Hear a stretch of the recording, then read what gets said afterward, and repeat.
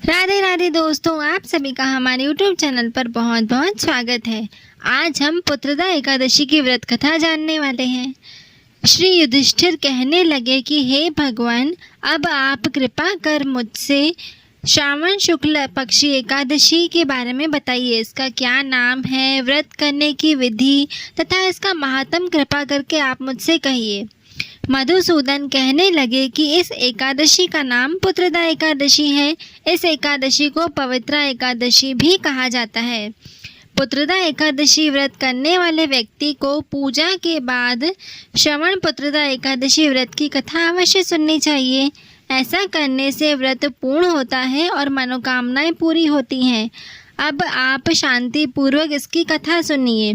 इसके सुनने मात्र से ही वाजपेयी यज्ञ का फल मिलता है। पुत्रदा एकादशी व्रत कथा। द्वापर युग के आरंभ में महिष्मति नाम की एक नगरी थी, जिसमें महीजीत नाम का एक राजा राज्य करता था। लेकिन पुत्रहीन होने के कारण राजा को राज्य सुखदायक नहीं लगता था। उसका मानना था कि जिसकी कोई संतान न हो, उसके लिए यह लोक और परलोक दोनों ही दुखदायक होते हैं।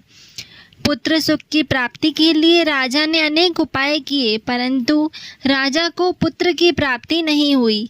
वृद्धावस्था आती देखकर राजा ने प्रजा के प्रतिनिधियों को बुलाया और कहा, हे प्रजाजनों, मेरे खजाने में अन्याय से उपार्जन किया हुआ धन नहीं है।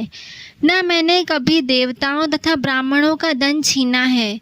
किसी दूसरे की धरोहर भी मैंने नहीं ली। प्रजा को पुत्र के समान पालता रहा। मैं अपराधियों को पुत्र तथा बांधवों की तरह दंड देता रहा। कभी किसी से घृणा नहीं की, सबको समान माना है। सज्जनों की सदा पूजा करता हूँ। इस प्रकार धर्मयुक्त राज्य करते हुए भी मेरे कोई पुत्र नहीं है, सो मैं अत्यंत दुखी हूँ। राजा महीजीत की इस बात को विचारने के लिए मंत्री तथा प्रजा के प्रतिनिधि वन को गए। वहां बड़े बड़े ऋषि मुनियों के दर्शन किए। राजा की उत्तम कामना की पूर्ति के लिए किसी श्रेष्ठ तपस्विनी मुनि को देखते फिरते रहे। एक आश्रम में उन्होंने एक अत्यंत वयोवृद्ध, धर्म के ज्ञाता, बड़े तपस्वी, परमात्मा में मन लगाए हुए, निराहार, जितेंद्रिय, जितात्मा, जित क्रोध, सनातन धर्म के गुण तत्वों को जानने वाले, समस्त शास्त्रों के ज्ञाता महात्मा लोमश मुनि को देखा, जिनका कल्प के व्यतीत होने पर एक रोम गिरता था। सबने जाकर ऋषि को प्रणाम किया। उन लोगों को देखकर मुनि ने पूछा कि आप लोग किस कारण से आए हैं। निसंदेह मैं आप लोगों का हित करूँगा। मेरा जन्म केवल दूसरों के उपकार के लिए हुआ है, इनमें संदेह मत करो। लोमश ऋषि के ऐसे वचन सुनकर सब लोग बोले, हे महर्षि, आप हमारी बात जानने में ब्रह्मा से भी अधिक समर्थ हैं, अतः आप हमारे इस संदेह को दूर कीजिए। महिष्मतिपुरी का धर्मात्मा राजा महीजीत प्रजा का पुत्र के समान पालन करता है, फिर भी वह पुत्रहीन होने के कारण दुखी है। उन लोगों ने आगे कहा कि हम लोग उसकी प्रजा हैं, अतः उसके दुख से हम भी दुखी हैं। आपके दर्शन से हमें पूर्ण विश्वास है कि हमारा यह संकट अवश्य दूर हो जाएगा, क्योंकि महान पुरुषों के दर्शन मात्र से ही अनेक कष्ट दूर हो जाते हैं। अब आप कृपा करके राजा के पुत्र होने का उपाय बतलाएं।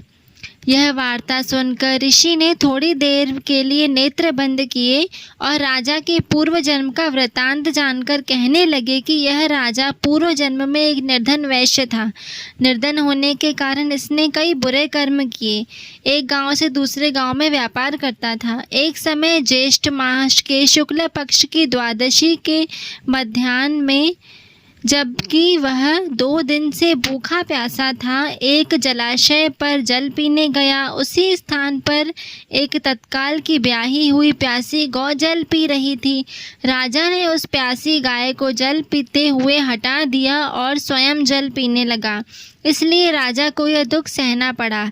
एकादशी के दिन भूखा रहने से वह राजा हुआ और प्यासी गौ को जल पीते हुए हटाने के कारण पुत्र वियोग का दुख सहना पड़ रहा है। ऐसा सुनकर सब लोग कहने लगे कि हे ऋषि, शास्त्रों में पापों का प्रायश्चित भी लिखा है, अतः जिस प्रकार राजा का यह पाप नष्ट हो जाए ऐसा उपाय बतलाएं।